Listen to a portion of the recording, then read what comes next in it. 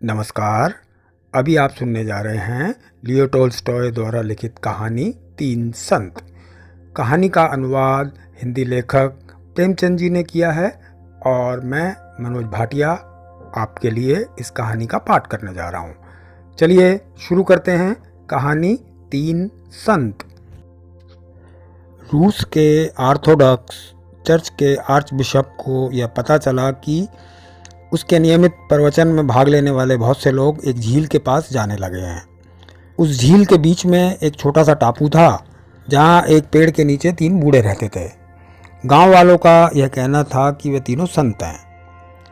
Arch bishop को यह बात बहुत नागवार गुजरी, क्योंकि ईसाई धर्म में संत केवल उन्हें ही माना जाता है जिन्हें वेटिकन द्वारा विधिवत संत घोषित किया गया हो। आर्च बिशप क्रोधित हो गया। वे तीनों संत कैसे हो सकते हैं? लेकिन आम लोग उन तीनों के दर्शनों के लिए जाते रहे और चर्च में आने वालों की तादाद कम होती गई। अंततः आर्च बिशप ने यह तय किया कि वह उन तीनों को देखने के लिए जाएगा। वह नाव में बैठकर टापू की ओर गया। वे तीनों वहां मिल गए। वे बेहद साधारण, अनपढ़ और निष्कपट देहातियों जैसे थे। दूसरी ओर आर्च बिशप बहुत शक्तिशाली व्यक्ति था। वह रूस के राजा के बाद उस क्षेत्र का सबसे महत्वपूर्ण आदमी था। उन तीनों को देखकर वह खींच उठा। तुम्हें संत किसने बनाया? उसने पूछा। वे तीनों एक दूसरे का मुंह ताकने लगे। उनमें से एक ने कहा, किसी ने नहीं, हम लोग खुद को संत नहीं मानते, हम तो केवल साधारण मनुष्य हैं। तो फिर तुम लोगों को देखने के लिए इतने सारे लोग क्यों आ रहे हैं? वे बोले, यह तो आप उन्हीं से पूछिए। क्या तुम लोगों को चर्च की आधिकारिक प्रार्थना आती है? आर्च बिशप ने पूछा। नहीं, हम तो अनपढ़ हैं और वह प्रार्थना बहुत लंबी है, हम उसे याद नहीं कर सके। तो फिर तुम लोग कौन सी प्रार्थना पढ़ते हो? उन तीनों ने एक दूसरे की ओर देखा। तुम बता दो, एक ने कहा। तुम ही बता दो ना, वह आपस में कहते रहे। आर्च बिशप यह सब देख सुनकर अपना आपा खो बैठा। इन लोगों को प्रार्थना करना भी नहीं आता, कैसे संत हैं ये? वह बोला, क्या तुम लोगों में से कोई मुझे प्रार्थना सुना सकता है? जल्दी बताओ। वे बोले, दरअसल हम आपके सामने बहुत ही साधारण व्यक्ति हैं। हम लोगों ने खुद ही एक प्रार्थना बनाई है, पर हमें पता नहीं था कि इस प्रार्थना के लिए हमें चर्च की मंजूरी लेनी होगी। हमारी प्रार्थना बहुत साधारण है, हमें माफ़ कर दीजिए। हमें माफ़ कर दीजिए कि हम आपकी मंजूरी नहीं ले पाए। हम इतने संकोची हैं कि हम आ ही ना सके। और तुम्हारी प्रार्थना क्या है? आर्च बिशप ने पूछा। हमारी प्रार्थना है, ईश्वर तीन है और हम भी तीन हैं। हम प्रार्थना करते हैं, तुम तीनों और हम भी तीन हैं, हम पर दया करो। यही हमारी प्रार्थना है। इस अजीबोगरीब प्रार्थना को सुन आर्च बिशप हंसने लगा। यह कैसी प्रार्थना है?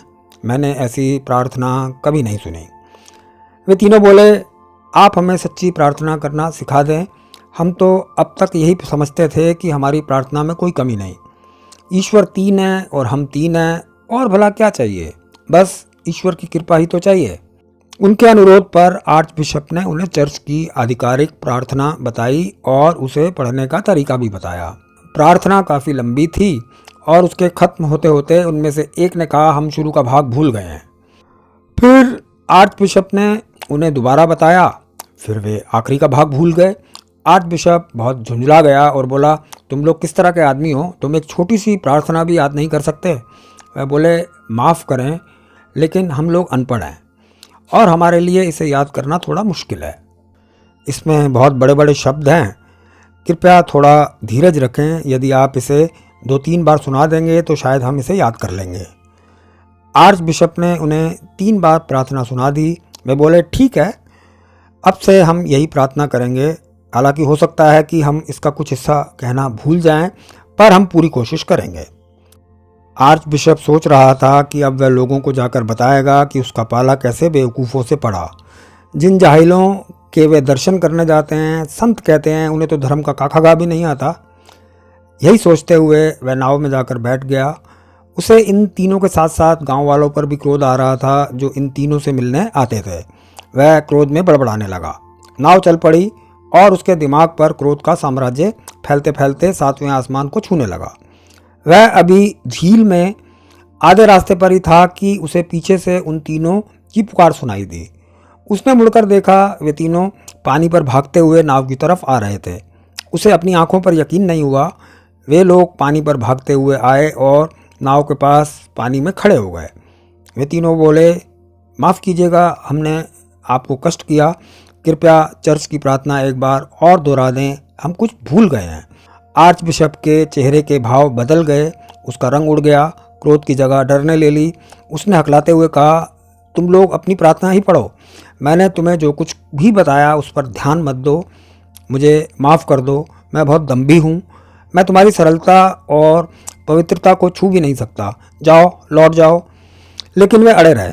नहीं, ऐसा मत कहिए, आप इतनी दूर से हमारे लिए आए, बस एक बार और दोहरा दें। हम लोग भूलने लगे हैं, पर इस बार कोशिश करेंगे कि इसे अच्छे से याद कर लें।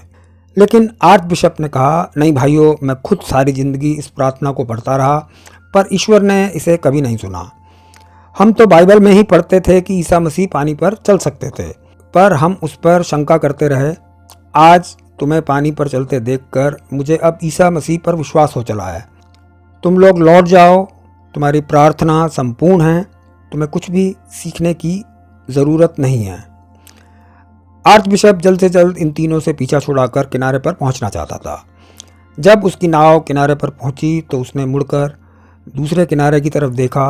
वे तीनों बूढ़े वहां खड़े उसे हाथ हिलाकर विदा कर रहे थे।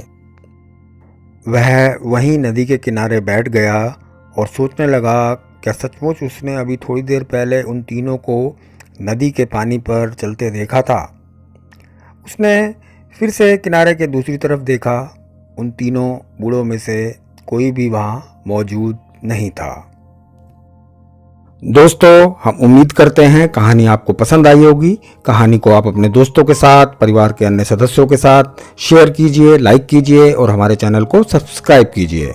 और हाँ, मेरा नाम है मनोज भाटिया। आते रहिएगा, कहानियों का सिलसिला यूं ही चलता रहेगा।